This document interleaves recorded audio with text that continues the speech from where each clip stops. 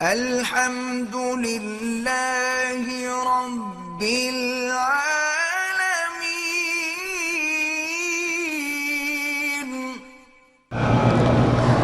وقال أتموا نساءكم والرطب فإن لم يكن رطبا والتمر وليس من شيء أكرم الله من شيء نزلت تحتها مریم بنت عمران. ایک حدیث میں یہ بھی ہے، حضور نے فرمایا کہ اپنی عورتوں کو تم تازہ کھجوریں کھلایا کرو. ویسے بھی یعنی ایک دفعہ مجھے یاد ہے، بہت پرانی بات ہے، اس وقت میری والدہ بھی زندہ تھی، والد بھی زندہ تھے. تو ہم جس گھر میں رہتے تھے نا، اس گھر کے قریب میں کوئی رائل فیملی کے خاندان کے کچھ لوگ ساتھ والے مکان میں ٹھہرے ہوئے تھے. تو ان کی شرافت ہے اور ان کی مہربانی ہے کہ وہ کبھی کبھی ہم فقیروں کے گھر میں بھی ان کی عورتیں آ جاتی تھیں اور اعلیٰ قسم کی کھجوریں لاتی تھیں. رائل فیملی تھی اور پھر گسیم اور بریدہ کی کھجوریں تو دنیا میں مشہور ہیں. تو اعلیٰ قسم کھجوریں لے آتی ہیں. ہمارے گھر والے کوئی 2 دانے اٹھاتا، کوئی 3 اٹھاتا.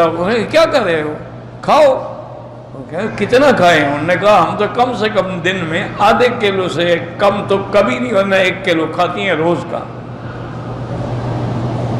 تو انہوں نے کہا اگر تم نہیں کھاتی ہو تو اپنے خاوند کے حقوق کیسے ادا کرتی ہو؟ جب تم کھجوری نہیں کھاتی ہو تمہارے اندر طاقت کہاں سے آئے گی؟ آدھا کلو روز کھایا کرو.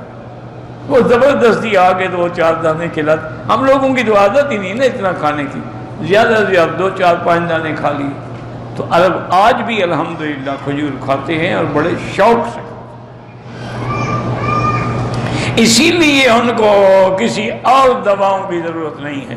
اونٹنی کا دودھ پیتے ہیں اور کھجور کھاتے ہیں اور شہد استعمال کرتے ہیں. یہ تینوں چیزیں ان کو ہمیشہ 100 سال کے بھی ہو جائیں بوڑھا نہیں ہونے دیتے، وہ ہمیشہ جوان رہیں.